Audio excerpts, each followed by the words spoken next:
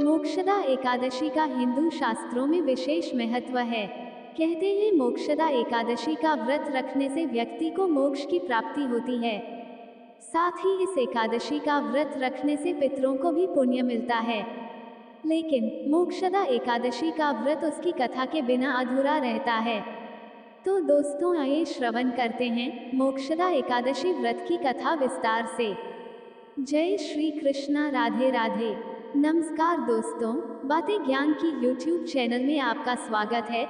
इस चैनल के द्वारा भक्ति, ईश्वर कथा, पौराणिक कथाएं, प्रेरक कहानियां और ज्ञानवर्धक कहानियों का विशेष संकलन आपको मिलेगा और आप ऐसे ही ज्ञानवर्धक वीडियो देख पाएंगे।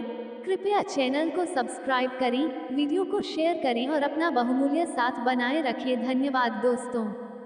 देवेश्वर, मैं पूछता हूँ, मार्गशीर्ष मास के शुक्ल पक्ष में जो एकादशी होती है उसका क्या नाम है? कौन सी विधि है तथा उसमें किस देवता का पूजन किया जाता है? स्वामिन, ये सब यथार्थ रूप से बताइए।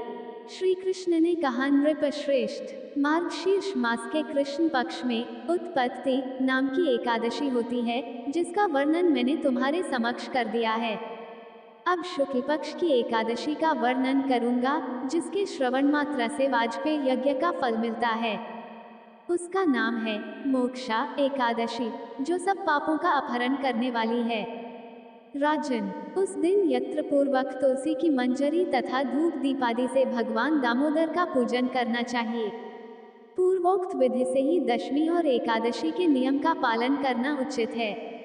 मोक्षा एकादशी बड़े बड़े पातकों का नाश करने वाली है। उस दिन रात्रि में मेरी प्रसन्नता के लिए नृत्य, गीत और स्तुति के द्वारा जागरण करना चाहिए। जिसके पितर पापवश नीच योनि में पड़े हो, वे इसका पुण्य दान करने से मोक्ष को प्राप्त होते हैं। इसमें तनिक भी संदेह नहीं है। पूर्वकाल की बात है, वैष्णवों से विभूषित परम रमणीय चंपक नगर में वैखानस नामक राजा रहते थे। वे अपनी प्रजा का पुत्र की भांति पालन करते थे। इस प्रकार राज्य करते हुए राजा ने एक दिन रात को स्वप्न में अपने पितरों को नीच योनि में पड़ा हुआ देखा। उन सबको इस अवस्था में देखकर राजा के मन में बड़ा विस्मय हुआ और प्रातःकाल ब्राह्मणों से उन्होंने उस स्वप्न का सारा हाल कह सुनाया। राजा बोले, ब्राह्मणों, मैंने अपने पितरों को नरक में गिरा देखा है।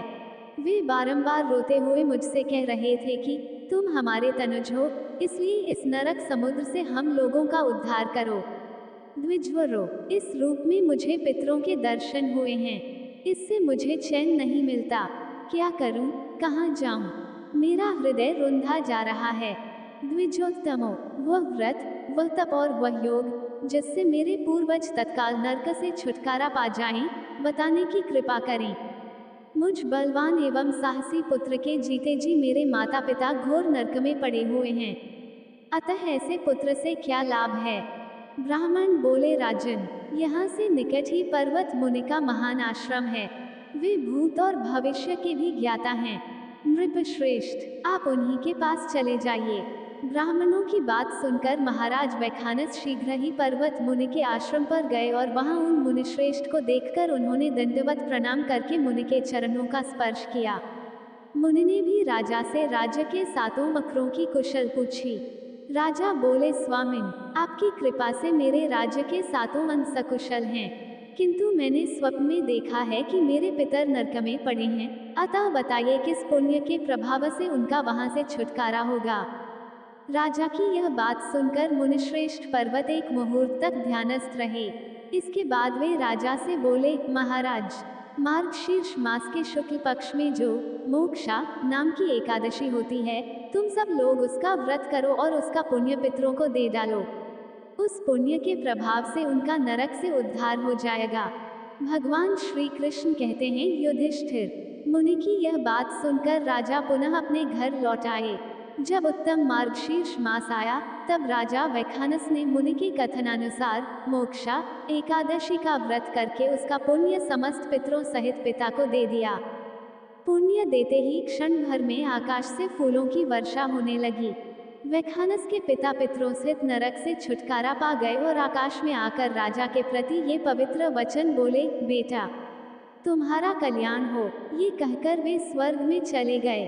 राजन, जो इस प्रकार कल्याणमयी मोक्षा एकादशी का व्रत करता है, उसके पाप नष्ट हो जाते हैं और मरने के बाद वह मोक्ष प्राप्त कर लेता है। यह मोक्ष देने वाली मोक्षा एकादशी मनुष्यों के लिए चिंतामणि के समान समस्त कामनाओं को पूर्ण करने वाली है। इस महात्म्य के पढ़ने और सुनने से वाजपेयी यज्ञ का फल मिलता है।